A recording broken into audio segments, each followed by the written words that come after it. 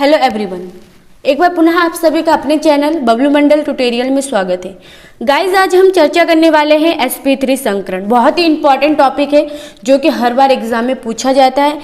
sp3 संकरण की संरचना कैसी होती है, इसकी आकृति कैसी होती है, इसमें बंद कोण कैसा होता है, ये सब पूछे जाते हैं एग्जाम में।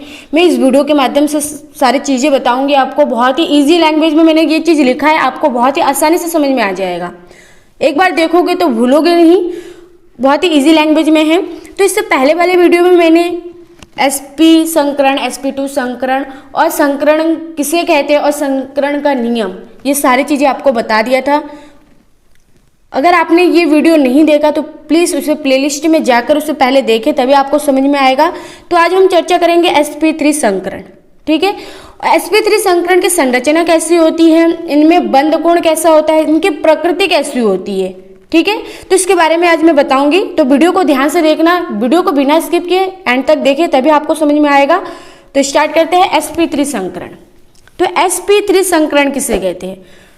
वह संकरण जिसमें एक s ऑर्बिटल तथा 3 p ऑर्बिटल आपस में संयुक्त होकर समान ऊर्जा के 4 नए कक्षक बनाते हैं, sp3 संकरण कहलाता है। sp3 संकरण में बनने वाला यौगिक में 25% S होगा तथा 75% P लक्षण पाए जाते हैं तथा बनने वाला जो कोण है वो 109 डिग्री 28 मिनट होती है, ठीक है। जिन यौगिकों में sp3 संकरण पाया जाता है उनकी ज्यामिति कैसी होती है? चतुष्फल की होती है। तो गाइस, आपको बिल्कुल समझ में नहीं आया होगा कि किसका क्या है, तो इसे समझते हैं किसका मतलब क्या होता है, ठीक है। sp3 संकरण, तो देखिए sp3 संकरण का मतलब क्या है? s का एक कक्षक होगा और p का कितने कक्षक होगा? 3 कक्षक होगा। तो आपस में जब मिलते हैं तो समान ऊर्जा के कितने कक्षक बनाते हैं? 4 नए कक्षक बनाते हैं, ठीक है।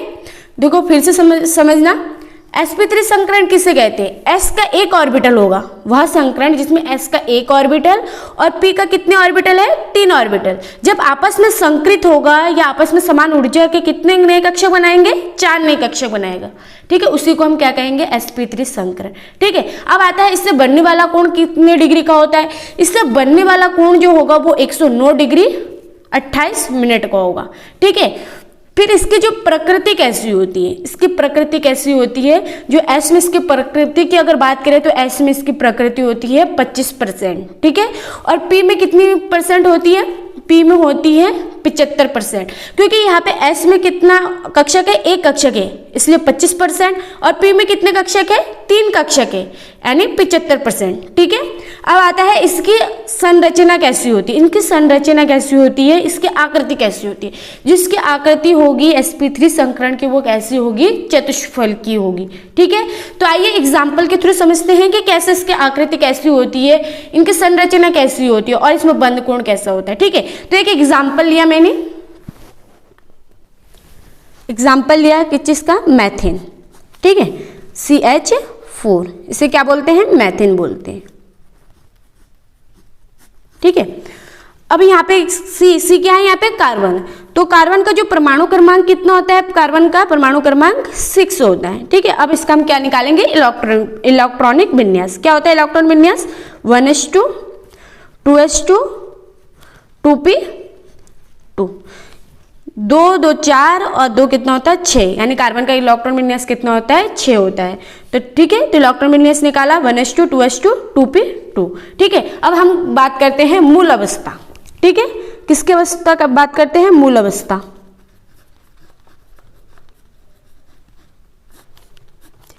H में कितने इलेक्ट्रॉन होते हैं? अधिकतम 2 इलेक्ट्रॉन, न्यूनतम 1 इलेक्ट्रॉन, ठीक है। और P कक्षक में कितने इलेक्ट्रॉन होते हैं? 3 इलेक्ट्रॉन, 1 2 3, ठीक है। तो यहाँ पे क्या है? 2s2। तो 2s2 में कितने इलेक्ट्रॉन है? 2 इलेक्ट्रॉन। और P में कितने इलेक्ट्रॉन है? 2 इलेक्ट्रॉन, 1 2, ठीक है। ये 2s2 का हो गया और ये 2p2 का हो गया, ठीक है। अब आता है उत्तेजित अवस्था, ठीक है। उत्तेजित अवस्था,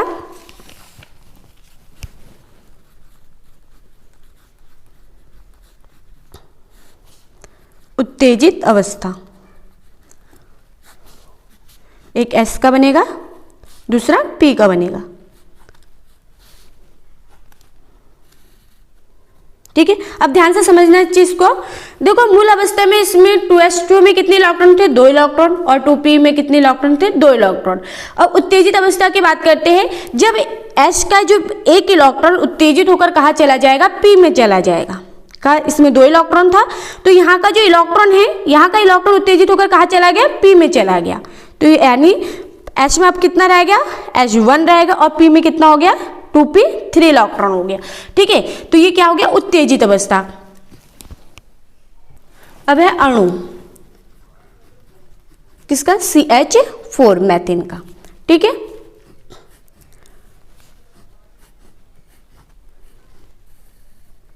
ठीक है, यहाँ पे देखो हमारे पास हाइड्रोजन कितने हैं, 4, तो एक एक हाइड्रोजन किस में जुड़ जाएगा, इसमें आके जुड़ जाएगा। ठीक है, तो पहला क्या था हमारे पास 2s1, ये सेम ही है, ये sp3 संकरण हो गया। ये क्या है, sp3 संकरण, एक s में और एक इलेक्ट्रॉन हो, और p में कितने इलेक्ट्रॉन है, 3 इलेक्ट्रॉन है। अब यहाँ पे अणु कितने हमारे पास, CH4, तो एक हाइड्रोजन क्या होगा, जो 4 हाइड्रोजन है वो एक एक इलेक्ट्रॉन में जुड़ जाएगा। ठीक है, तो एक इसमें जुड़ गया, s में जुड़ गया, और 3 किस में जुड़ेगा, p में जुड़ेगा। ठीक है, H एक एक इलेक्ट्रॉन किस में जुड़ गया, sp3 में जुड़ गया, तो ये क्या बन गया आपका, sp3 संकरण बन गया। ठीक है, sp3 संकरण। देखो हमने एग्जाम्पल लिया था, किसका लिया था, मैथिन का लिया था। हमने कार्बन का परमाणु क्रमांक कितना होता है, 6 होता है। इसका इलेक्ट्रॉन विन्यास निकाला, 1s2, 2s2, 2p2। ठीक है, फिर इसके बाद हम मूल अवस्था की बात करते हैं। तो मूल अवस्था में देखिए s के पास कितने इलेक्ट्रॉन है, 2 इलेक्ट्रॉन, 2 इलेक्ट्रॉन भर दिया। p के पास कितने इलेक्ट्रॉन है, 2 इलेक्ट्रॉन, 1 इलेक्ट्रॉन, 2 इलेक्ट्रॉन। ठीक है, फिर हम बात करते हैं उत्तेजित अवस्था। उत्तेजित अवस्था में देखो मूल अवस्था में यहाँ पे S में 2 इलेक्ट्रॉन था, P में कितना है, 2 इलेक्ट्रॉन। अब उत्तेजित अवस्था की बात करते हैं, तो एक इलेक्ट्रॉन उत्तेजित होकर किस में चला जाएगा, P में चला जाएगा। तो S के पास कितने इलेक्ट्रॉन रह गया, 1, और P में कितना आ गया, 3 इलेक्ट्रॉन। ठीक है, मूल अवस्था में इलेक्ट्रॉन कितना था, P के पास 2 था। जब उत्तेजित अवस्था हुआ यानी उत्तेजित हुआ तब P के पास कितने इलेक्ट्रॉन आ गया, 3 इलेक्ट्रॉन आ गया। अब अणु की बात करते हैं, CH4 मैथिन की बात करते हैं। तो यहाँ पे क्या होगा, जो हाइड्रोजन है, हाइड्रोजन क्या होगा, H और P में जुड़ जाएगा, एक एक इलेक्ट्रॉन इसमें चारों में जुड़ जाएगा। तो देखो H में हमने जोड़ दिया, H इलेक्ट्रॉन यानी S में जोड़ा, फिर 3 किस में जोड़ दिया हमने, P में जोड़ दिया, तो सब में एक एक हाइड्रोजन जोड़ दिया, तो ये क्या बन गया, sp3 संकरण। अब आता है संरचना। इसकी संरचना कैसे होती है, अब संरचना की बात करते हैं, संरचना। ठीक है, तो इसकी संरचना, इसकी जो आकृति होती है, इसकी आकृति कैसी होती है, ठीक है, इसकी आकृति होती है चतुष्फल की होती है। कैसी होती है इसकी आकृति, चतुष्फल की होता है। ठीक है, sp3 संकरण का जो चतुष्फल की है, सॉरी गलत हो गया, चतुष्फल की है।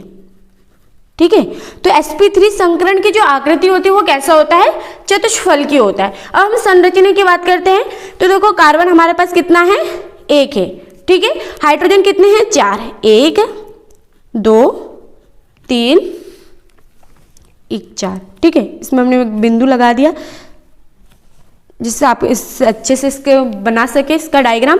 देखो इसको हमने इस बिंदु से मिला दिया, फिर हमने इसको इससे मिला दिया, फिर इसको मिला दिया, फिर इससे हमने इसको मिला दिया। ठीक है, फिर ये जो हाइड्रोजन है वो किससे, कार्बन से भी जुड़ा है, तो हमने कार्बन से जोड़ दिया।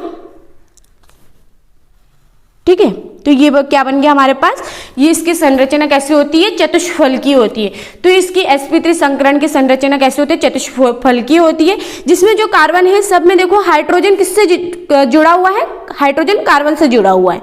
ठीक है, ये था इसकी क्या आकृति। अब हम बात करते हैं इसका जो बंध कोण है, बंध कोण कितना होता है इसका बंध कोण कितना होता है, बंध कोण होता है 109 डिग्री 28 मिनट। ये जो डैश है वो क्या यहाँ पे दर्शाता है, मिनट को। ठीक है, तो इसका जो बंध कोण है वो कितना है, 109 डिग्री 28 मिनट। ठीक है, अब हम इसकी प्रकृति की बात करते हैं, किसकी प्रकृति, तो अगर S की प्रकृति की बात करते हैं तो S में इसकी प्रकृति कैसे कितनी होती है, 25% होता है।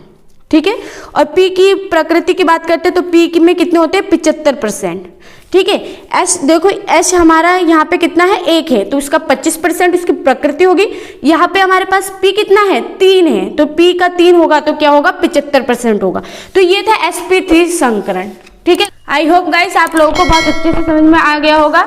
अगर आप हमारे चैनल में नए हैं तो प्लीज चैनल को सब्सक्राइब करें, लाइक करें, बेल आइकन को प्रेस करें, ताकि हमारे वीडियो के नोटिफिकेशन आप तक टाइम से पहुंचती रहे।